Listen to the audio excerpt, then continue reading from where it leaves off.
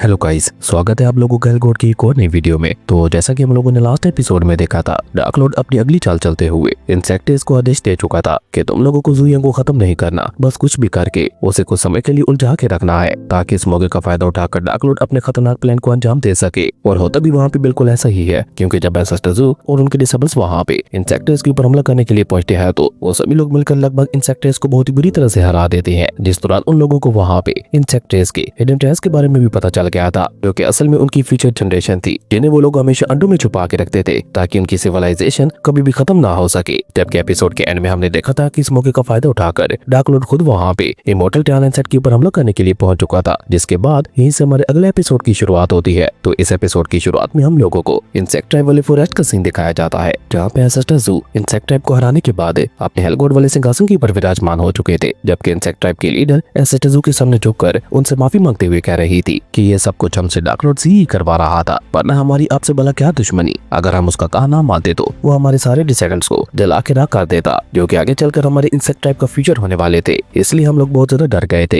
यकीन मानिए, इस बात के अलावा हमारा आपके ऊपर हमला करने का और कोई भी मकसद नहीं था। और ये कहकर वो वहाँ पे लगभग रोते हुए कहती है, एंसेस्टर ज़ू प्लीज हमें माफ कर दीजिए। मैंने सुना है कि आपका बहुत बड़ा दिल है और आप कभी भी मासूम लोगों को हर्ट नहीं करते। अगर आप चाहते हैं तो हम हमेशा टैलेंट सेट के गुलाम बन के रहेंगे और अपने मरते दम तक टैलेंट सेट की वफादारी करते रहेंगे। अपनी चीफ की ये बात सुनकर हम देखते हैं कि इंसेक्ट टाइप के बाकी सभी लोग भी वहाँ पे चिल्लाते हुए कहने लगे थे, हाँ हम मरते दम तक टैलेंट सेट के साथ वफादार रहेंगे। और ये कहकर वो सभी लोग वहाँ पे एंसेस्टर ज़ू से माफी मांगते हुए उनके सामने झुक जाते हैं। लेकिन ये देखकर ली जिंग वहाँ पे आगे बढ़कर अपनी कैरेट को वहाँ पे उसके ऊपर पॉइंट करते हुए कहती है, हे लड़की, अपने ये मगरमच्छ वाले आंसू बहाना बंद करो। तुम्हें क्या लगता है तुम इतनी आसानी के साथ हम लोगों को बेवकूफ बना लोगी? ली जिंग की ये बात सुनकर हम देखते हैं कि उनकी चीफ वहाँ पे घबराती हुई कहती है, नहीं माफ कीजिएगा, अगर आपको ऐसा लगा तो, वरना हमारा तो ऐसा कोई भी इंटेंशन नहीं था। मैं तो बस ये कह रही थी कि हमारी यंगर जनरेशन को अभी उतना ज्यादा एक्सपीरियंस नहीं है कि वो प्रॉपर्ली टैलेंट सेट को सर्व कर सके। अभी हमको बहुत कुछ सीखना बाकी है, पर उसके बावजूद भी हम लोग अपने किए पर बहुत ज्यादा शर्मिंदा है। इसलिए हम लोग हमेशा टैलेंट सेट का गुलाम बन के रहना चाहते हैं। और ये कहकर वो चीफ वहाँ पे बहुत ही चालाकी के साथ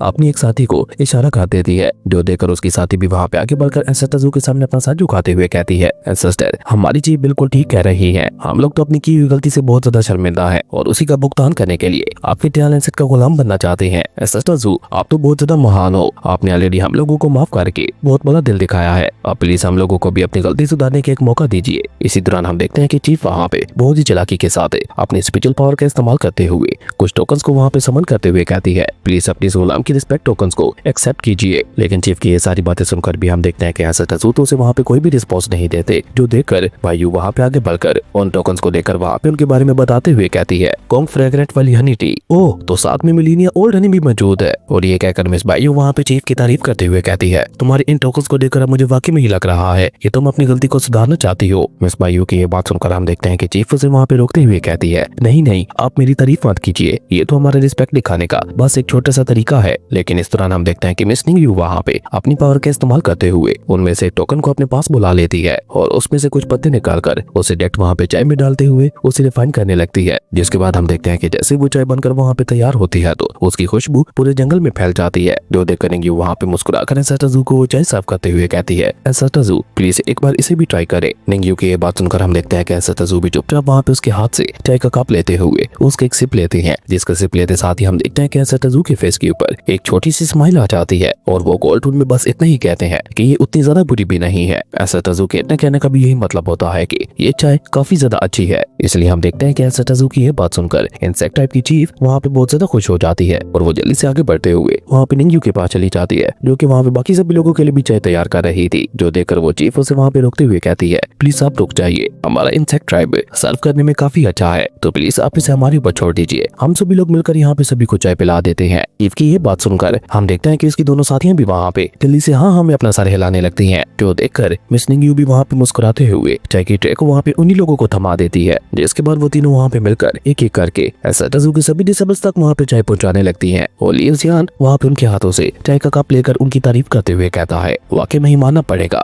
तुम लोगों की सर्विंग स्किल से बहुत ज्यादा कमाल की है। इसके बाद हम देखते हैं कि वहाँ पे लियू जियान के साथ साथ बर्लिन कुरो, ली जिंग और डोंगमी सभी वहाँ पे अपने अपनी चाय के कप को खाली कर देते हैं। और जब डोंगमी वहाँ पे अपनी चाय के कप को खत्म करता है तो उसका सर अचानक से वहाँ पे चकराने लगा था, जो देखकर डोंगमी वहाँ पे परेशान होते हुए कहता है, ये अचानक से मुझे इतने ज्यादा चक्कर क्यों आ रहे हैं। और इसी के साथ ही हम देखते हैं कि डोंगमी धीरे धीरे वहाँ पे एक इल्यूजन के अंदर जाने करने लगा था, जहाँ पे उसे अपने सामने कुछ बीस डांस करते हुए दिखाई दे रही थी। सेम ऐसा ही कुछ एसेटाजू के बाकी सभी डिसेबल्स के साथ भी हो रहा था, जबकि एसेटाजू वहाँ पे अपनी आंखें बंद किए हुए अपने हेल गॉड वाले सिंहासन के ऊपर बैठे हुए थे, जो देखकर तो इंसेक्ट ट्राइब की चीफ के फेस के ऊपर एक इविल स्माइल आ जाती है और वो वहाँ पे उन सभी लोगों को देखकर मुस्कुराते हुए कहती है, हमारी चाय पीने में जितनी ज्यादा अच्छी थी, अब तुम लोगों को उतनी ज्यादा अच्छे सपने आने वाले हैं। अब मैं तुम लोगों को हमेशा हमेशा के लिए अपने इस नाइटमेयर के अंदर ही फंसा के रखने वाली हूँ। और ये कहकर वो चीफ वहाँ पे बहुत ही चालाकी के साथ आगे बढ़कर एसेटाजू के पास आते हुए उनसे कहती है, योर मैजेस्टी, हमारे पास आपके लिए एक और गिफ्ट है। और ये कहकर वो वहाँ पे अपने पास एक स्क्रॉल को बाहर निकाल कर उसे वहाँ पे एसेटाजू को देते हुए कहती है, ये हमारे 60 एलएम के एक सीक्रेट स्क्रॉल है। कहा जाता है कि इस स्क्रॉल के अंदर एंशिएंट टैलेंट सेट के सारे छुपे हुए ट्रेस के बारे में जिक्र किया गया है। वो चीफ की ये बात सुनकर हम देखते हैं कि बर्निक्रो वहाँ पे आगे बढ़कर जब उस स्क्रॉल को चेक करता है तो वो वहाँ पे चुपते हुए कहता है, लेकिन इसके अंदर तो कुछ भी नहीं लिखा हुआ। बर्निक्रो की ये बात सुनकर हम देखते हैं कि लीजी को वहाँ पे इतना ज्यादा गुस्सा आ जाता है कि वो जल्दी से वहाँ पे आगे बढ़कर उस चीफ को पकड़ते हुए कहती है, तुम क्या हम लोगों को एक खाली स्क्रॉल देकर बेवकूफ बनाना चाहती हो? लीजी की ये बात सुनकर हम देखते हैं कि वो चीफ वहाँ पे काफी ज्यादा घबरा जाती है और वहाँ पे उसका लेवल की एक्टिंग करके लड़खड़ाते हुए कहती है, नहीं नहीं, ऐसा कुछ भी नहीं है। असल में एंशिएंट स्क्रॉल के बारे में एक भविष्यवाणी की गई थी, जिसके मुताबिक जब एंशिएंट टैलेंट सेट डिस्ट्रॉय हुआ था तब उस समय एंशिएंट टैलेंट सेट के काफी सारे डिसेबल्स वहाँ से भागने में कामयाब हो गए थे और उन सभी लोगों ने मिलकर अपने एंशिएंट टैलेंट सेट के सारे ट्रेस को एक सेफ जगह पे छुपा दिया था ताकि उन्हें कोई भी ढूंढ ना सके। पर साथ ही साथ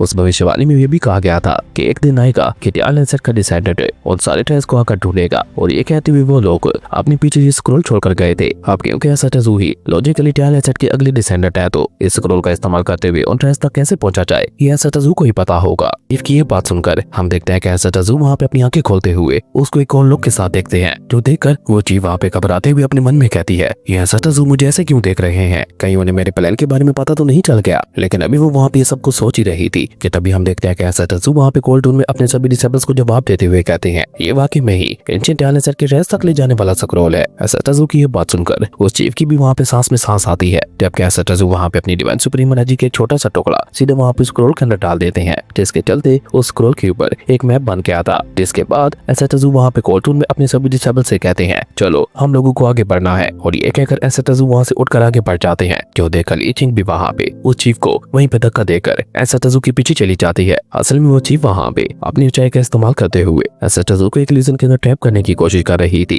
ताकि एसेटाजू उसका हर एक कहा माने। और लगभग वो भी वहाँ पे ऐसा ही रहा था। पर आप लोगों को क्या लगता है, क्या वाकई में उसने एसेटाजू को बेवकूफ बनाते हुए एसेटाजू को अपने इल्यूजन के अंदर फंसा लिया होगा, या फिर ये सब एसेटाजू को ही कोई प्लान होगा? नीचे कमेंट करके जरूर बताना। शायद हम देखते हैं कि जैसे एसेटाजू वहाँ से थोड़ा आगे बढ़ते हैं तो पैंडा बीस्ट एसेटाजू के पांव पकड़ते हुए कहता है, एसेटाजू, योर मैजेस्टी, प्लीज मेरी बात मान लीजिए और आज आप मेरी सवारी कीजिए। उस पैंडा बीस्ट की ये बात सुनकर हम देखते हैं कि मिस मिंग्यू भी वहाँ पे थोड़ा हैरान होते हुए कहती है, अब अचानक से इसे क्या हो गया? जबकि एसेटाजू वहाँ पे अपनी डिवाइन सुप्रीम एनर्जी का इस्तेमाल करते हुए एक चुटकी बजा देते हैं, जिसके चलते हम देखते हैं कि वो पैंडा बीस्ट ऊपर हवा में जाते हुए दोबारा से अपने ह्यूमन फॉर्म में आ जाता है, जिसके चलते हम देखते हैं कि बायू वहाँ पे ललखड़ाते हुए सीधे नीचे आके गिरती है, जो देखकर लीजिंग वहाँ पे जल्दी से आगे बढ़ते हुए उसे नीचे गिरने से बचा लेती है। तभी एसेटाजू वहाँ पे चीफ की तरफ देखते हुए कोल्ड टून में कहते हैं, तुम्हारी चाय काफी ज्यादा अच्छी थी, इंटरेस्टिंग, मैं दोबारा यहाँ पे जरूर आऊंगा। खैर उसके बाद सीन चेंज होता है और हम लोगों को इमॉर्टल डोमेन वाले टैलेंट सेट का सीन दिखाया जाता है, जहाँ पे किंग जुई फेंग को डांटते हुए कह रही थी, तुम तो जिया के साथ मिलकर साइड वाली किचन को साफ करने वाले थे ना, तो फिर तुम यहाँ पे क्या कर रहे हो? और ये कहकर वो उसे वहाँ पे धक्का देते हुए किचन से बाहर निकाल देती है। हालांकि बेचारा फेंग उसे वहाँ पे समझाने की कोशिश करता है, लेकिन किंग जुई वहाँ पे उसकी एक भी नहीं सुनती। वहीं जैसे फेंग बाहर निकल कर देखता है तो उसकी नजर वहाँ पे लिंगू के ऊपर पड़ती है, जिसे देखकर फेंग वहाँ पे थोड़ा हैरान होते हुए कहता है, अरे ये तो सीनियर लिंगू है, लेकिन ये यहाँ पे इतना सीरियस होकर किसे देख रहे हैं? लेकिन तब तक हम देखते हैं कि बाहर की तरफ वहाँ पे लिंगू के साथ साथ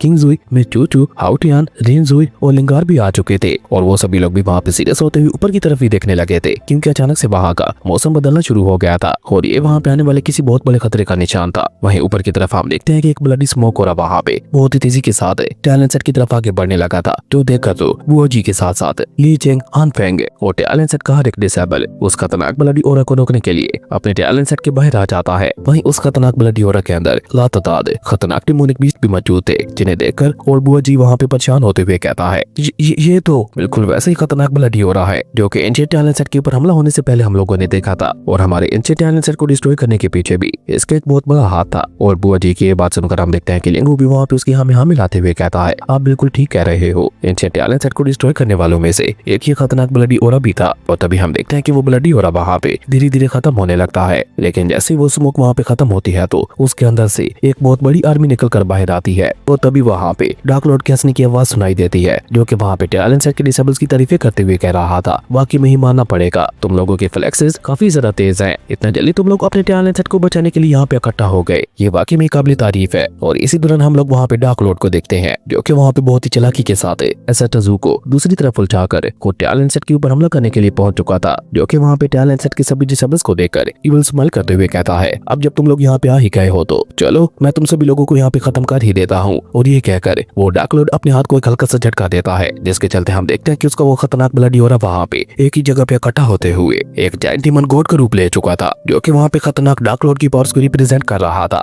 उसका साइज इतना ज्यादा बड़ा था कि वो वहाँ पे अपने एक ही अटैक के साथ पूरे के पूरे टैलेंट सेट को डिस्ट्रॉय कर सकता था। इसलिए वो वहाँ पे इविल स्माइल करते हुए कहता है, तुम सभी लोग बहुत ज्यादा खुशकिस्मत हो जो आज तुम लोग अपनी आंखों से टैलेंट सेट की डिस्ट्रक्शन को देखोगे, और तुम लोगों में से कुछ लोग तो ऐसे भी हैं जो कि आज दोबारा से टैलेंट सेट को डिस्ट्रॉय होते हुए देखेंगे। उसका इशारा वहाँ पे लिंगू और एंशिएंट टैलेंट सेट के बाकी सभी डिसेबल्स की तरफ था। इसलिए हम देखते हैं कि एंशिएंट टैलेंट सेट के सभी डिसेबल्स वहाँ पे आगे आते हुए अपने अपनी स्पिरिचुअल एनर्जी को अनलीश करते हुए उसका मुकाबला करने के लिए वहाँ पे तैयार हो जाते हैं, क्योंकि पहले उन लोगों को बहुत ज्यादा पछतावा था कि पिछली बार वो अपने एंशिएंट टैलेंट सेट को बचा नहीं पाए थे, लेकिन इस बार वो दोबारा उसी गलती को नहीं दोहराने वाले थे। इस बार वो लोग अपने टैलेंट सेट को बचाने के लिए अपनी जान तक को दांव पे लगा देने वाले थे। और ये वहाँ पे उन सभी की आंखों में साफ साफ दिखाई भी दे रहा था कि आज चाहे हम सभी लोग यहाँ पे मारे ही क्यों न जाए, लेकिन हम लोग अपने टैलेंट सेट को खत्म नहीं होने देंगे। और ये सिचुएशन भी बिल्कुल वैसे ही लग रही है जब आज से लगभग 10 साल पहले एंशिएंट टैलेंट सेट के ऊपर हमला हुआ था, तो उस समय भी मास्टर जोसेन अपने टैलेंट सेट को बचाने के लिए नहीं आ पाए थे। और आज सेम वैसा ही हो रहा है, क्योंकि आज एसेटाजू भी वहाँ पे अपने टैलेंट सेट को बचाने के लिए मौजूद नहीं है। इसलिए वो डार्क लॉर्ड वहाँ पे हंसते हुए कहता है, तुम कीड़ों को क्या लगता है कि तुम सभी कीड़े मकोड़े मिलकर मुझसे अपने टैलेंट सेट को बचा लोगे?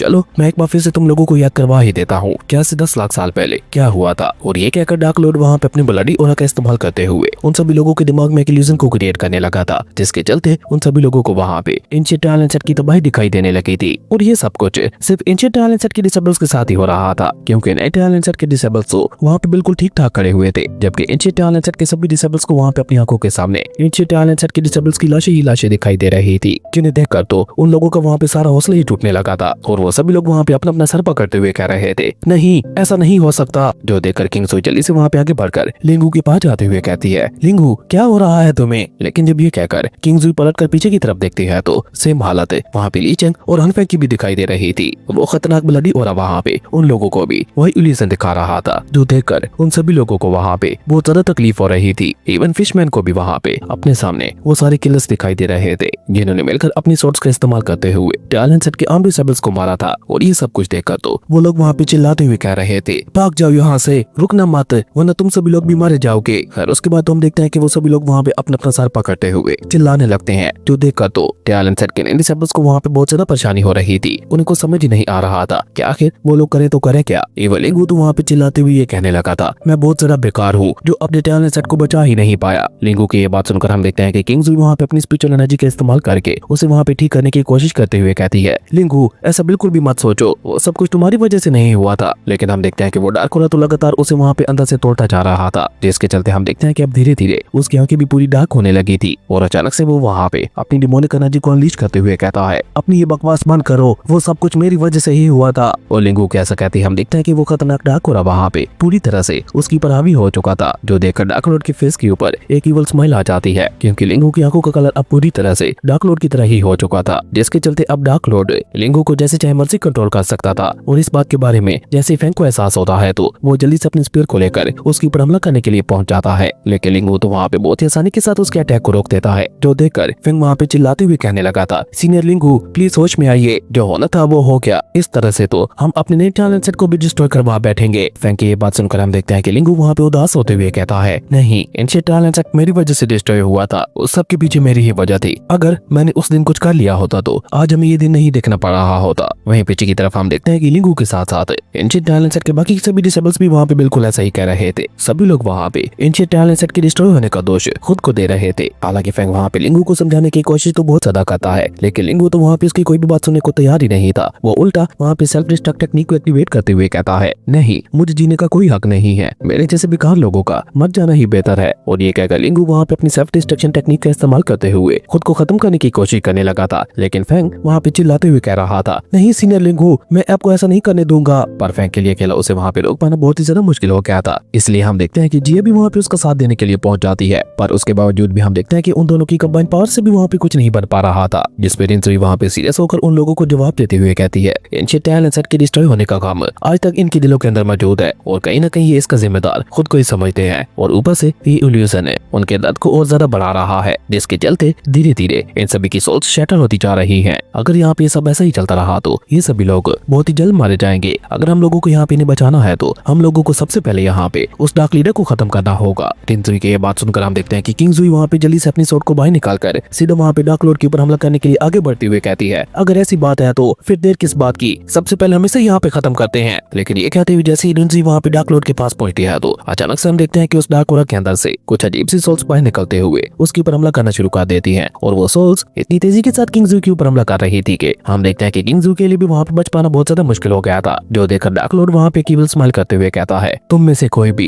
इन लोगों को नहीं बचा सकता, आज इन लोगों का मरना तय है। लेकिन अभी डार्क लॉर्ड वहाँ पे सब कुछ कह ही रहा था कि तभी हम देखते हैं कि एक फिनिक्स वहाँ पे उसकी डार्क ओरा को चीरते हुए और करते हुए सीधा ऊपर आसमान की तरफ जाने लगता है, जो देखा तो उस डार्क लॉर्ड को वहाँ पे अपनी आंखों पे यकीन ही नहीं हो पा रहा था कि आखिर यहाँ पे सब हो क्या रहा है। ये टैलेंट सेट के अंदर इतना ज्यादा पावरफुल कौन आ गया। जबकि जैसे ही वो फिनिक्स ऊपर आसमान में जाता है तो उसके साथ ही हम देखते हैं कि पूरे आसमान में एक आवाज गूंजती है जो कि वहाँ पे चिल्लाते हुए उस डार्क लॉर्ड से कह रही थी किस कुत्ते की हिम्मत हुई मेरे टैलेंट सेट के ऊपर भौंकने की, अगर मेरे टैलेंट सेट की तरफ किसी ने आंख उठाकर भी देखा तो मैं उसका नामो निशान मिटा दूंगी। और तभी इस दौरान हम देखते हैं कि वो फिनिक्स ऊपर आसमान में जाने के बाद अपने पंख फैलाते हुए अपने खतरनाक स्पिरिचुअल एनर्जी को रिलीज कर देती है, जिससे निकलने वाली स्पिरिचुअल एनर्जी इतनी ज्यादा खतरनाक और पावरफुल थी कि उसके इम्पैक्ट की वजह से हम देखते हैं कि उस डार्क लॉर्ड की आर्मी जो कि टैलेंट सेट के ऊपर हमला करने के लिए रेडी थी वो खुद ब खुद ही खिसकते हुए काफी पीछे चली जाती है। और इसी दौरान वहाँ पे एंट्री होती है चाओ फैंग की, जो कि वहाँ पे बहुत ही कूल तरीके के साथ आगे बढ़ते हुए कहती है टैलेंट सेट को खत्म करने से पहले तुम्हें यहाँ पे मेरे साथ टकराना होगा। और ये कहकर वो वहाँ पे अपनी खतरनाक स्पिरिचुअल एनर्जी का इस्तेमाल करते हुए जाकर डार्क लॉर्ड की उस गॉड माचा सोल बॉडी के ऊपर एक बहुत ही ज्यादा पावरफुल पंच मार देती है। इसके चलते वहाँ पे एक बहुत बड़े एनर्जी ब्लास्ट के साथ डार्क लॉर्ड की डिमोनिक गॉड माचा सोल बॉडी वहीं पे डिस्ट्रॉय हो जाती है, जिसके डिस्ट्रॉय होते साथ ही हम देखते हैं कि वहाँ पे एक साथ दो चीजें होती हैं। पहला तो वो डार्क ओरा धीरे धीरे वहाँ पे खत्म होने लगा था और दूसरा जैसे ही वो डार्क ओरा वहाँ पे खत्म होता है तो एंशिएंट टैलेंट सेट के सभी डिसेबल्स को भी दोबारा से वहाँ पे होश आना शुरू हो गया था, जो देखकर तो फेंग भी वहाँ पे चैन की सांस लेता है। और जब फेंग वहाँ पे ऊपर आसमान की तरफ देखता है तो वो वहाँ पे चिल्लाकर चाओ फेंग की तारीफ करते हुए कहता है सीनियर सिस्टर आपने तो कमाल ही कर दिया। और वाकई में ये सीन काफी ज्यादा गूस बम्प्स देने वाला था, लेकिन तभी चाओ फेंग वहाँ पे चिल्लाते हुए कहती है अभी इस सब का समय नहीं है,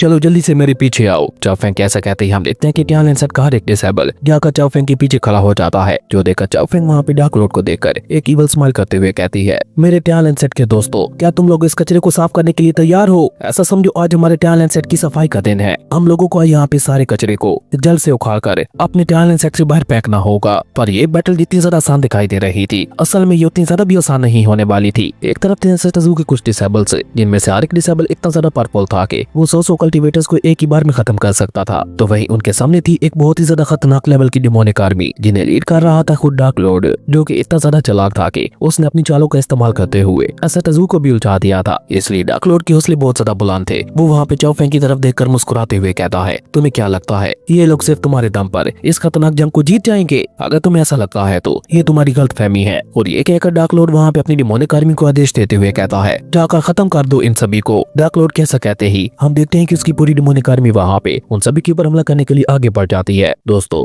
आप लोगों को क्या लगता है कि सेटजू के बगैर उनके डिसेबल्स अकेले ही वहाँ पे उस खतरनाक जंग का मुकाबला कर पाएंगे? और हाँ दोस्तों आपसे ये स्टोरी और भी ज्यादा इंटरेस्टिंग होने वाली है, जिसके चलते अब बहुत ज्यादा मजा आने वाला है। खैर उसके बाद सीन चेंज होता है और हम लोग सेटजू यंग को देखते हैं। खैर उसके बाद सीन चेंज होता है, हम लोग सेटजू यंग और उनके डिसेबल्स को देखते हैं जो कि उस एंशिएंट स्क्रॉल का इस्तेमाल करते हुए एक मिस्टीरियस जगह पे पहुंच चुके थे। और उस मिस्टीरियस जगह पे पहुंचने के बाद वो लोग वहाँ पे खुदाई करते हुए नीचे अंडरग्राउंड में पहुंच जाते हैं, जहाँ पे उन लोगों को एक अजीब सा कोफिन दिखाई देता है, जिसे देखकर बनेकरो वहाँ पे उसके पास जाते हुए कहता है क्या यही है वो खास टायर? बनेकरो की ये बात सुनकर हम देखते हैं कि ली चिंग वहाँ पे आगे बढ़कर उसका मजाक उड़ाते हुए कहती है क्या तुम अंधे हो? ये तो मुझे कोफिन दिखाई दे रहा है। ली चिंग की ये बात सुनकर हम देखते हैं कि मिस बाई वहाँ पे उसके पास आते हुए कहती है अगर वाकई में ये कोफिन हुआ तो हो सकता है इसके अंदर किसी पावरफुल मास्टर की डेड बॉडी मौजूद हो, और ये भी हो सकता है कि हमें उस डेड बॉडी के साथ साथ काफी ज्यादा पावरफुल ट्रेस भी मिल जाए। उन लोगों की ये बातें सुनकर हम देखते हैं कि डोंग भी वहाँ पे अपनी दाढ़ी में हाथ फेरते हुए कहता है एंशिएंट टैलेंट सेट के डिसेबल्स का ट्रेस को तलाश करने का तरीका बहुत ही ज्यादा यूनिक है। डोंग की ये बात सुनकर हम देखते हैं कि लियूजियन वहाँ पे उसका मजाक उड़ाते हुए कहता है अरे मेरे बच्चे तुम घबरा क्यों रहे हो? चलो आज मैं तुम्हें दिखाता हूँ कि ट्रेस को कैसे तलाश किया जाता है।